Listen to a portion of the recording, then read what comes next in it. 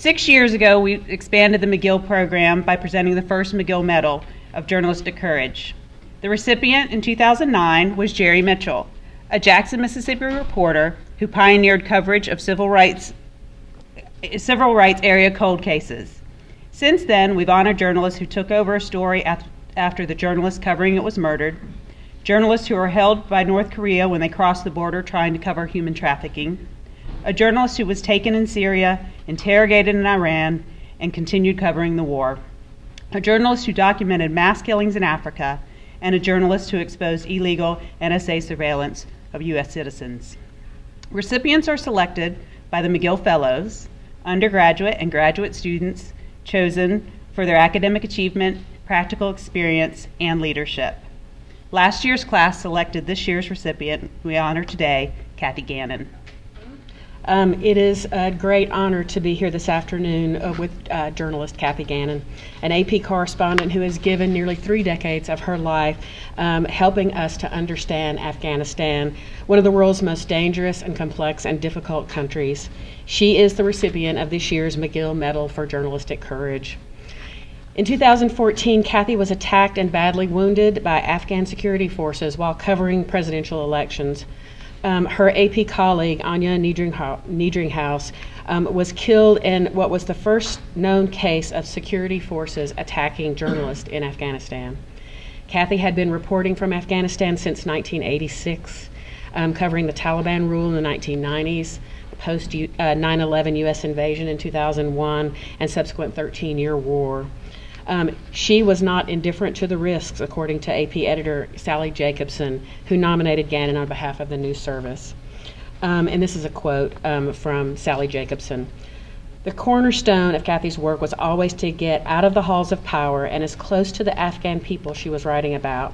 She embedded with Afghan forces, both military and police, as they went on combat missions because she wanted to see firsthand the lot of the common fighters." Last year's McGill Fellows selected Kathy for the McGill Medal because they understand, as Kathy and her colleagues understand, and as we and Grady understand, that great journalism from places like Afghanistan does not come without risk. Kathy has absorbed those risks for us for nearly 30 years. We honor her work, and we are very honored by her presence today. I'm so pleased to present this award on behalf of the 2014 McGill Fellows.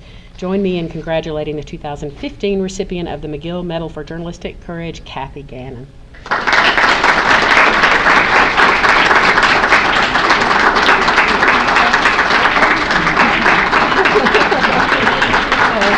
Congratulations. The McGill Medal honors courage, and for that reason, I accept this award on behalf of those journalists, like my friend and colleague, Anja Niedringhaus, who gave their lives to tell the stories that needed to be told, and for the heroes of our profession, the local journalists who daily find the courage to risk not just their lives, but often their liberty to tell the story and to help us tell the story. It is also an opportunity to recognize our colleagues who face risks other than to their lives. Journalists who choose not to go into conflict zones also take risks and put a great deal on the line to do their job. Many journalists living far from any conflict zones still struggle to tell the difficult stories, often putting at risk their homes, their reputations, their families. When a tornado or hurricane strikes, the reporters scrambling to tell the stories are doing it, wondering if their homes are okay, making arrangements for their families, and then putting all that aside to tell the story. Telling stories about drug cartels, organized crime, corruption, and the list goes on, all carry risks. And while the ultimate risk is that of our lives, those other sacrifices also deserve our recognition. We also live every day with the knowledge that our families suffer for the risks we take. My husband is here today. He has felt my pain, endured separation, suffered the initial trauma of not knowing whether I was alive or dead, and then the unsettling realization of how near death had come. The why of what we do is really a complicated question for many of us who cover conflicts, and to write us off as adrenaline junkies is just wrong.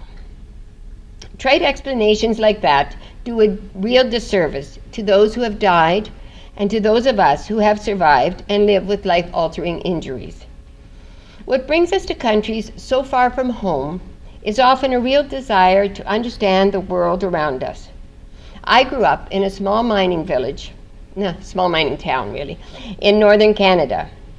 I wasn't an adventure seeker, but I wanted to know about places far away, different from my own. I think for many of us, we are driven by the desire to know the people behind the stories that we had read or the pictures we had seen. Sometimes it was the eyes in a picture that made you wonder, what must it be like for this little one? Or stories of outrageous behavior of leaders that made you wonder, how is it possible for this to happen in the world in which we live? As journalists, we join this profession because we are curious. We who go off to conflict areas are satisfying that curiosity to understand the why and how of war, and most especially the who of those caught in the middle, the people.